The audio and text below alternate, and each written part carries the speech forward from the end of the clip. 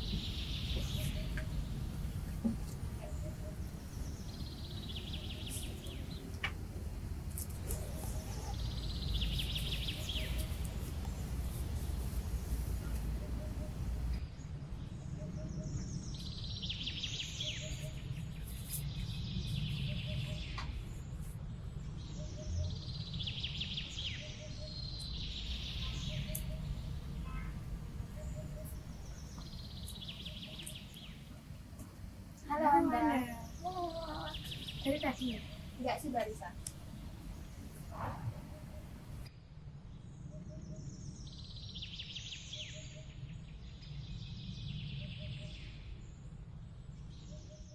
Oke, jadi gini teman-teman, kita kan sudah tahu ya mengenai kurikulum Merdeka kan sudah diterapkan di beberapa sekolah. Nah, tapi ada wacana baru nih soal mengenai deep learning. Nah, menurut kalian itu gimana sih? Kalau aku setuju banget Wan, karena pendekatan pembelajaran deep learning itu bisa mengajarkan peserta didik untuk lebih kritis dan kreatif. Mereka diajak untuk berpikir lebih mendalam dan tidak hanya untuk menghafal saja. Tapi bisa direalisasikan nggak ya? Karena kan tidak semua sekolah itu mempunyai fasilitas yang mendukung juga. Bahkan terdapat sekolah yang internet pun kadang masih belum punya, apalagi fasilitas yang lain. Aku rasa tantangan itu bisa diatasi pelan-pelan. Tapi memang sih kalau infrastrukturnya ketinggalan ya siswa di kota sama siswa di desa itu bakal ketinggalan jauh gapnya. Betul, deep learning nggak cuma soal teknologi, ada beberapa elemen seperti mindful, meaningful, dan juga joyful yang bisa diterapkan kok. Nah, bener banget Wan. Kalau mindful itu guru harus paham terhadap kebutuhan peserta didik. Terus yang kedua tadi apa?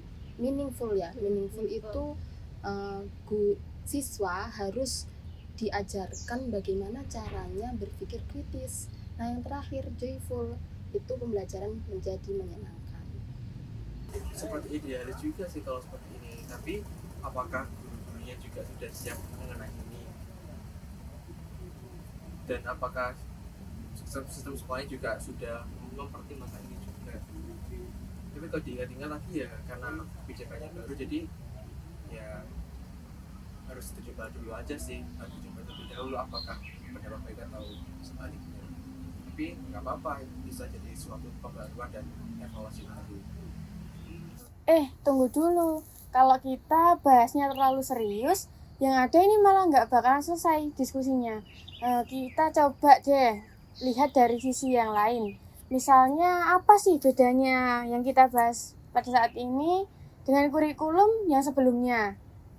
Bagus tuh kalau dibandingkan dengan Kurtilas atau bahkan KTSW 2006 jelas beda banget. Kalau kurikulum dahulu kan lebih ke materi kan, nah sedangkan kalau kurikulum Merdeka ini kita lebih mengeksplorasi kepada minat siswa.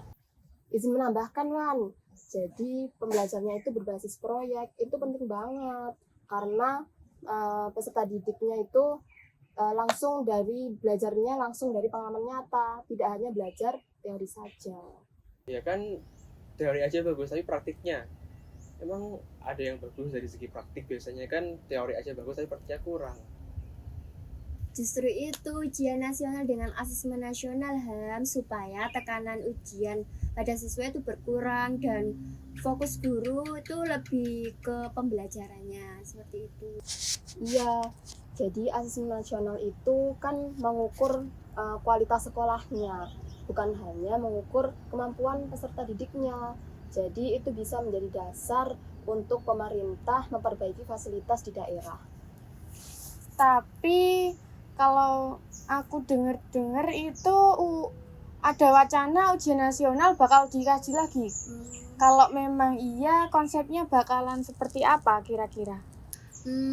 Kalau itu sih aku masih kurang paham ya, karena kan UN ini masih tahap pengujian.